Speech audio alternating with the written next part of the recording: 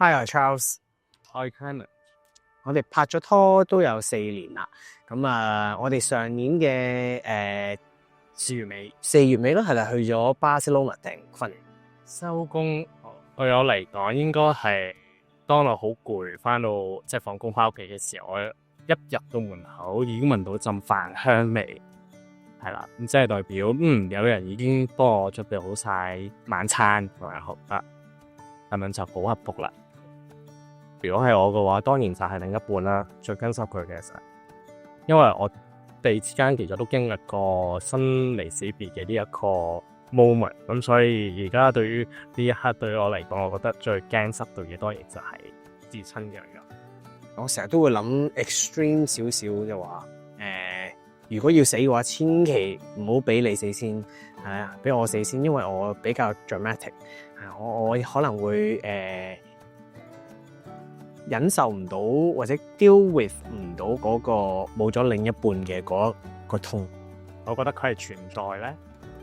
我會覺得係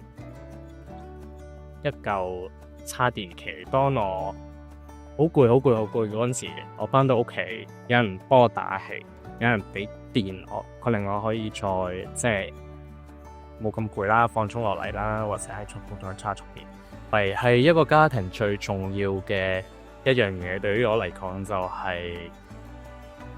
需要去改變，為咗對方而去改變自己，好重要，即係或者去討好對方，即係一直都係做緊最真實嘅自己。咁我覺得呢一個係最同咗佢一齊咁耐，佢冇強迫我去中意一啲佢中意去做嘅嘢，甚至係強迫我嘅時候，反而我係唔中意做嘅。即係佢好中意想同我打機，其實我就話你自己打啦，我唔打啦咁樣。咁但係咧，有時去到一個點，你又唔知戚起邊條筋咧，好似一日打風咁樣，就話要打機。咁我就突然之間打咗成日機之後咧，就上咗癮，就中意咗嗰樣嘢。咁我就慢慢去同佢去一齊，會發掘咗多一啲大家都可能未試過嘅嘢。我未試過去打機啦，咁佢有時會同我去跳下舞啦。雖然都唔係跳過好多次，係啦。咁但係我哋都會一齊去定落一啲嘅新嘅嘢，去俾大家一齊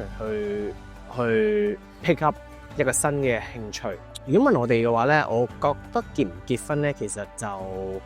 唔係話對我哋嚟講，對我哋嘅關係會有太大嘅分別嘅。反而其實係我哋有一種肯定，同埋我哋對對方已經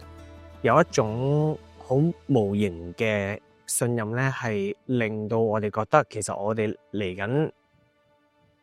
下半橛嘅人生路上都唔會特別想去揾第二個，亦冇需要去揾其他人啦。咁所以結婚對我哋嚟講最大嘅意義，應該就係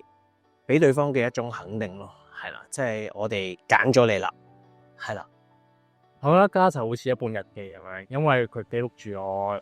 所有開心同埋唔開心嘅事啦。同埋我覺得家就應該係一個冇 judgment 嘅地方。